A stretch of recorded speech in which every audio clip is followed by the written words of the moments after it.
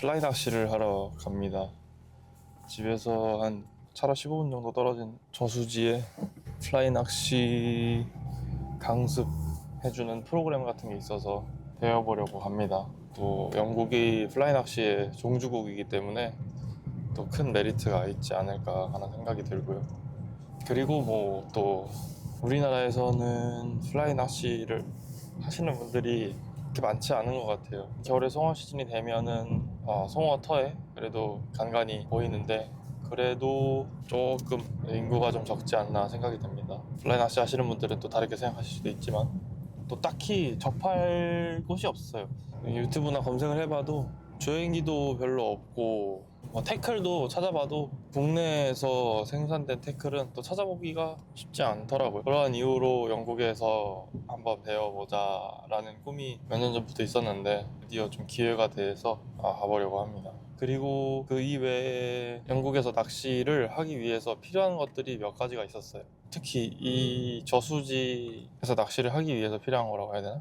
로드 라이센스라 그래서 정부에서 발급하는 그런 낚싯대 라이센스 같은 게 있고, 그게 뭐 낚싯대 하나를 갖고 낚시를 하는지 두 개를 갖고 낚시하는지 뭐 그거에 따라서 금액도 다르고 기간에 따라서도 금액이 다르고 그랬거든요. 또 이 저수지는 릴리즈를 할 수가 없어요. 그래서 무조건 잡으면은 가져가야 돼요. 이유는 괜히 뭐 물고기 놔뒀다가 죽거나 이러면 또 관리하는 사람 입장에서 골 때리기도 하고 또 자칫 곤란이 된다고 하네요. 그래서 피쉬 토큰이라고, 토큰을 뭐 2피쉬, 3피쉬 해가지고 물고기 숫자만큼 살 수 있어요. 그러면은 고기를 잡게 되면 그 토큰을 주고 이제 물고기를 가지고 오는 거죠. 그 물고기를 어떻게 보면 사는 거예요.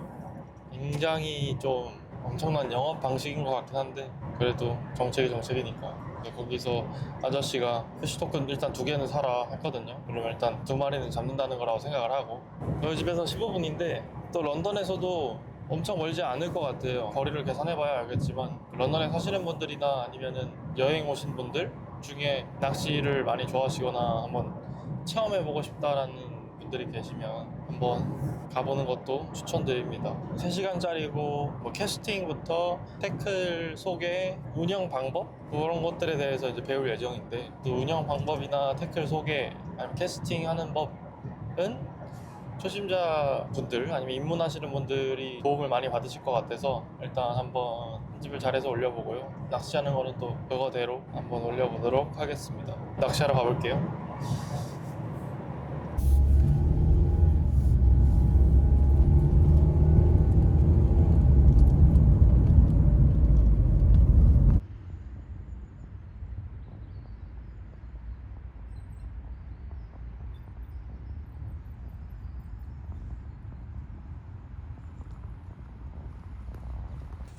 So, have you done any fly fishing before? Never done it. I've been fishing, like lure fishing, but never done Yeah, fly okay, fishing. okay. No. Okay, so where were you doing the lure fishing? I've been doing it up in Lancashire. Lancashire? Yeah, Okay. just came down this year for my job. All right. So never tried fly fishing. Okay. And also I'm from Korea, so I've done some fishing in Korea as well. Okay, Yeah. all right, brilliant. I've been to Korea, Oh, nice. yeah, on holiday last year. It was great. That's good. Did you do any fishing there? I didn't, no. No, I didn't. I should have done. But in Seoul, Right. there's that river that runs through Right. the Yeah. city centre. Yeah. And it had some really nice carp in it. Is it? Yeah. Oh. So, you know, New Malden, Yeah. there's a ton of Korean places. Some there. big shops there. Yeah. Yeah, yeah. So I made my own kimchi and all stuff. Oh, you make your own? Yeah, I've been making kimchi. There's a very special box that I got for it, which makes it much easier. Where the fermentations and fermentation box and all right. So we've got a net. We've got a bag for the trout. Yes, and then to kill the trout, we got a Smack it. yeah. This is called a priest for the last rites. Okay. Just to kill them Ah. humanely. Okay, so we're gonna set the rods up. So you need 2 hands for Right. this. Yeah. So that's yours. Yep. And then that's mine. So first thing, take all 4 pieces out. Yeah. Put the 2 sections together. and line up. There's a dot and some writing. So if you line that up, that helps you get the rod rings lined up. Okay, makes sense. And then we need to find the end, this bit, and we want that coming out of this. So pull until we've got at least one rod length of the white fly line. And then we take a loop like that at the very end, and then take that loop, and then we push that through each of the rod rings in turn. And the loop means that if you drop it, it doesn't all fall back down again. About once a month somebody misses them out. It's not the end of the world, but you might as well do it right. And then when you get to the end, you just pull the whole lot through. Yeah. And I think we're ready. So we're just going to walk around to the other side of them. So it's a good time to come now because last 2 or 3 months it's not good here because it's too warm. Right. So the trout need lots of oxygen, and the warmer the water is, the less oxygen is in it. Right. Okay. So it's good now, and it'll stay good till June, and then July, August, September, the water gets warmer and warmer. Right. Through the summer, and it's too warm. So the weed grows, the fish get sick and die. But now they net all the weed out, put new fish in, and all's good. Yeah. You're fishing in a river, Right. and you get in and you wade. So it's a different thing. It's a lot harder. Yeah. So the best place to start is on a lake. Right.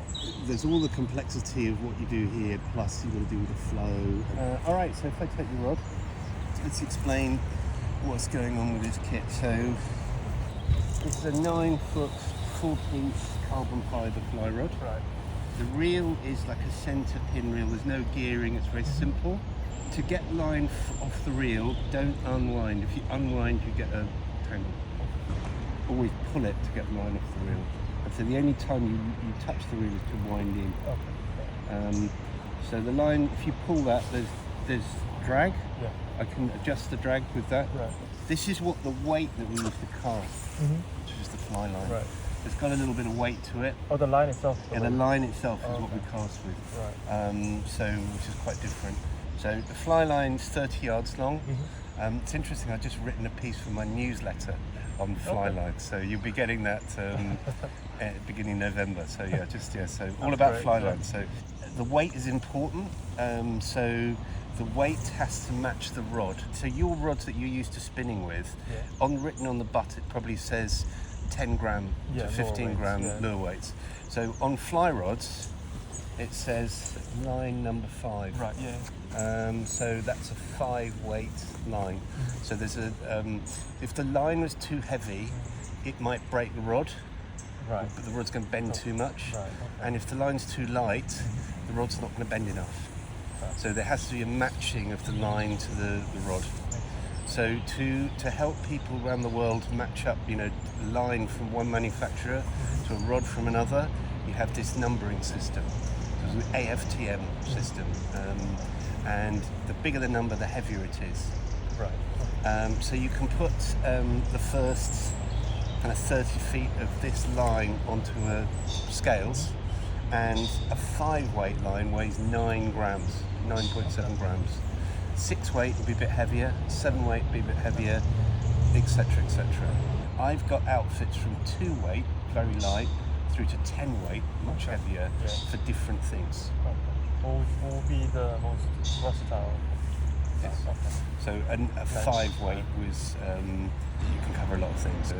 This is, for somewhere like this, 5-weight's ideal. It's got a complex taper, so if you look at this, it's much thicker than there. Yeah. So it's like a cigar shape Right. with a long, thin tail. The heavy bit at the front is called the head, and it's got a forward taper, the belly, the rear taper, and then you've got the running line, which is the thin line at the back. Whole lot is 30 meters, 30 yards long, and then behind that we've got, this is the backing, the bride ring. Okay. So if you get a fish that pulls off all 30 yards, then you've got line. Well, you need the backing if you get a fish that runs and pulls. Also to fill the spool up, because the if you didn't have that, it wouldn't fill the spool. Too shallow, yeah. And then here we've got a connection, some kind of loop here, and you tie the clear line onto this. So this stuff's really important as well. So this is called the leader. Again, this is tapered. Again? Okay. Yeah. So you can see starts off thick, and then ends up much thinner. And that's what you tie the fly onto. You couldn't tie the fly onto this. It would scare them. You couldn't tie it on anyway. So this is for stealth. You have to have the leader because when this fly line lands on the water, watch this, it makes it flat. So Right. Yeah. and that's going to scare the fish off. So you want this clear line at the end to separate the fly from the fly line from the disturbance.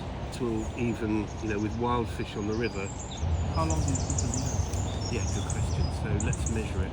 So this is 9 foot rod, and so we've got about 10 foot, 11 foot there. So rod length plus 1 or 2 feet. The longer this is, the better. The harder it is to cast. Every time we tie the fly on, we're going to lose that much line. So this is going to get shorter and shorter and shorter. So I just need to. This bit at the end is called the tippet. This is untapered. This is normal fishing line. So I should have a spool here of, and this is 8 pound breaking strain line. So you've got the fly, the tippet, the tapered leader, fly line, backing. Okay, so that's the gear. So there's a lot of stuff. We could talk for 3 hours on. Pick any one of those things, and you could talk for 3 hours on it. So gripping the rod, and that's the balance point. So just put your finger on there, and then just loosely grip around that. And then you take the line and hook it on your index finger. Your index, that's your reel most of the time. The fly we're going to use is going to sink, and then we're going to pull it in. So you fish like that with the rod tip down. You want the rod tip down because if you fish like that, you've got slack line. When you get a take, the line is slack, it's not going to hook up. Also, if the rod's up like that, the wind's going to get that line and blow it around. Pull the fly in like that from here. Don't pull from here. When you pull from here, now what do you do? So you've got to pull from below the control point. That's the control point, really important. All the time you're fishing, from the control point to the fly, everything's straight and tight. Absolutely straight and tight. There's no slack there. Below the control point here, doesn't matter what's going on. So one of the things you're going to find weird is you have a line on the floor like that. Okay, so I hook the fish, and then as soon as I hook the fish, I lift up and get a bend in the rod. Now the good news is that if you've played like pike and stuff that pulled line off the reel, then you've got that kind of muscle memory. You'll know what to do. Okay. Which people who have not done it don't know what to do. Right, okay. So what you do is you get the rod tip up like this, and you keep a bend in the rod. Right. But it's your finger that's the reel. Exactly. So you have to use the pressure of your finger to set the drag. So we'll practice that because you don't know how hard to press. As soon as you hook it, rod tip up, bend in the rod, somewhere between that and about that. It's the same as spinning. Right, okay. So don't, if you lock it up completely, something's going to break. Exactly, or you're going to pull the hook out. If you let it go slack completely like that, you've lost contact. This would be easy for you. The casting will be harder. Exactly.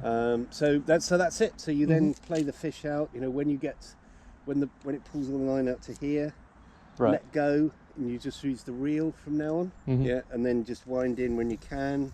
You've got to let go because the reel hasn't got a slip-in clutch. When I pull, the handle goes round. Yeah, okay. You have to let go. Okay. All right, so you'll be the fish to start with, and then we're going to just simulate having a fish. So if you want to walk down there and grab the line. Yeah. This line? Yeah, that's it. Wrap it around your hand, the white line. Just there's great. Perfect. Okay, so I'm going to play you, and then you're going to play me. So I'm putting the line in, and then when I make contact with the fish, I lift, I let line slip, and now I've got the fish on. So now I run around like a fish. Right. So I let line out, when I get to here, I let go. Okay. They can. So when I'm on the reel, so if you come towards me, I'm going to wind in like this. Yeah. Or if I had the loose line, I'd be pulling like this to pick up the tension, and just keep a bend in the rod. Okay. So this will be easy. We might fish with a float as well, in which case you cast out, you leave it, Yeah. and then if the float moves, you strike, you set the hook. Okay. All right, so now I'll be the fish. Okay. People who've never caught a fish find this really hard. All right, so you tip down, pulling the fly in, and you got one. Okay, it's perfect. Okay. Absolutely perfect. That's great.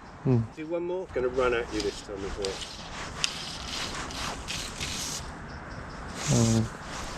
Yeah, just quick enough, but the fish will be. I have to be quick. You have to be quick. Okay. Yeah, you've got to keep the bend in the rod. Right.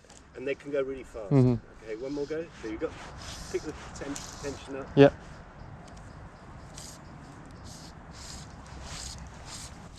Yeah, very good. Very good. That's great. Very All good. right. A lot of people struggle with that. Oh. All right, so now the casting. So doing well. It's for people who've never caught a fish. Right. It's difficult. So if you want to come down on my left. All right, so imagine if we had a hook on the end. When you're walking around, secure the hook. So some rods have a little ring here to put your hook on. Or put it on this one, it doesn't. So you want to put it on the leg of the rod ring. Okay. But don't put it on that black liner because you're scratching. Yeah. So put it on the leg. And then you just take the fly off, pull off one rod length of fly line, like that. Yeah. And then flick the fly out into the open water like that. Now there's 2 trout, 3 trout. If you throw it, it'll be in the plants. So just flick the fly out like that. Yeah. And then we're going to use surface tension. Do you know what surface tension is? Of the water. The water, Yeah. the stickiness of the water. Right. That pulls the line out. Yeah. So I'm not shaking it out. It's the water's gripping this line here. Right. And you see this line, it's pulled out Yeah. by the surface tension. Okay, so we do that. And then this is the cast. So we'll just do a few to start with. So you just watch the whole thing. I'm just casting, I'm not fishing. Yeah. So the objective is to get the line to lay out straight and the leader to be out straight as well. Up to here. Complete stop. Yeah. Now the first thing to notice, if you're right-handed, I have to cast to the left of the fly line. If I cast to the right, so if I cast at your car, now the line's pointing there, and if I cast there, there's a knot. Right. Okay. So you have to be on the left. Now that means that every time I cast, I'm going to track left, aren't I? Yeah. So I'm going to end up over here. Yeah. I don't want to do that. Now, if I want to cast again in that line, draw the line away like that, bring my elbow in, Yeah. and I've repositioned the line, which means that I can now cast Again. Yeah. again in the same direction. Right. Okay. So always cast to the if you're going off your right side, we'll do left side later. Okay. Off your right side, always cast to the left of the line to avoid tangle. Right. Okay. Okay, so the cast, there's 3 things to think about, and it's different. It's not the same as what you're used to. So this is what you're used to, you rotate like that, Yeah. and that's what happens. Okay, so there is a change in angle, but there's also a straight line movement, which you're not used to. So if I just do the whole thing in slow motion. So I start here, look at the angles. I start here at the angle of the rod. So I'm not vertical, No. I'm slightly back. Yeah. And then from here, I go absolutely straight at the same angle. Straight, straight, straight, straight, straight. Yeah. Always at the same angle. And then the very end, I change angle. Yeah. So start here, straight, straight, straight, straight, straight, straight, straight. And then at the very end, change angle. Yeah. So the straight line bit, as your physics, as your mechanics. Remember it. So work done is force times distance traveled. Right. So Yeah. the longer my hand moves, the less force I need to get the same result. Right. Now, if I start here, because my arm can only go to there, that I've got my casting stroke is only 2 centimeters. Right. Now, I can do it, but it's really difficult. Yeah. So start right back here, and then from here all the way through to here. But it's got to be straight. Yeah. So stick your thumb up and show me how long you can do and keep it straight. And then. So start right back here. Now you can help by changing your stance. That's Yeah. it. That's it. Left leg lead. Okay. So bring your arm back to here. Yeah. But you mustn't twist. You've got to go straight. Like that. Yeah. Good. Yeah. Okay. Yeah. Good. There's a little bit of twist in it. It's got to be absolutely straight. If you bring your elbow in, Yeah. it's easier to. So if your elbow is out like that, your arm's locked. All you can make is a windscreen wipe. Right. Yeah. So we've got to go straight. So that means you've got to bring your arm in and use your hips and shoulders. Probably the single most important thing. Then the arc. We've kind of talked about this already. If that's 12 o'clock, what I'm talking about is the clock face is here. So that's 12. So that means that's 9. Yeah. And that's 3. Right. Okay. So we start at 12 and we go back to 1. And then keeping the hour hand, the rod is your hour hand, your clock. Right. Keeping it on the clock face, don't lift it away from it. Start at 1, and then we go straight, straight, straight, straight, straight. And then at the very end, we change to 11. Okay. Yep. Quite handy having that clock. Right, so then the last thing is how we put the speed and the power in. It's like flicking paint off a brush. So if you've got a brush in your hand, flick paint on my nose. You have to move slow, start with, and then a hard stop. So that was good, that last one. So, good. Right, okay, that's over to you. So slowly up to 1 o'clock, complete stop, let the line stick in the water and go. Okay, a little bit too much power, but start slower, finish at that speed, but start slower. Really nice. Whoa, really good.